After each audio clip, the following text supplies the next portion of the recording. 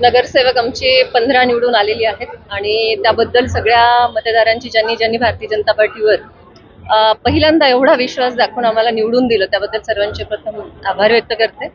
नगराध्यक्ष पदाचं मात्र 15व्या प्रभागापर्यंत 10,000ची लीड होती आणि त्यानंतर मात्र ती घसरली. तर मला एवढंच म्हणायचं, हा ट्रेंड मतदानाचा कुठे चाललाय, कुठल्या दिशेने चाललाय आणि कशाला प्राधान्य देऊन चाललाय हे बीडकरांनी परत एकदा लक्षात घ्यावं आणि यात सुधारणा होईल पुढच्या इलेक्शनला असं अपेक्षा करतो. ताई, आपण जर पाहिलं तर बीडची नगरपालिका ही कायम क्षीरसागरांच्या नेतृत्वाखाली आजवर होती, परंतु पहिल्यांदाच यावेळी आता क्षीरसागरांचं नेतृत्व दिसत नाही. तुमच्या रूपाने एक क्षीरसागर मात्र पुरवलंय. क्षीरसागर मुक्त कुठे झालं? मी आहे ना.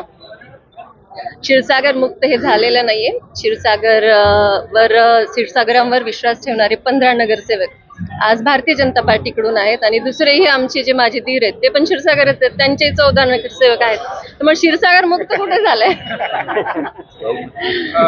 जरी सत्ता राष्ट्रवादीकडे गेली असली तरी एक विरोधी पक्ष म्हणून जी भूमिका असणार ती कशा पद्धतीने असेल आणि बीडच्या नागरिकांच्या विकासाच्या दृष्टिकोनातून काय अजेंडा असेल? एजेंडा तर आमचा प्लॅनिंग आता कुठे आम्ही निवडून आलो, त्यामुळे आता प्लॅनिंग तर इथून पुढे आमचं जे आहे त्या पद्धतीने आम्ही जाऊ. सगळे आमचे आता पंकजाताईचं थोड्याच वेळात आगमन होत आहे, तर सगळे नगरसेवकांची मिळून एक मीटिंग होईल आणि त्यानंतर आमची पुढची वाटचाल कशी असेल, कुठल्या पद्धतीने असेल असं आम्ही ठरवू.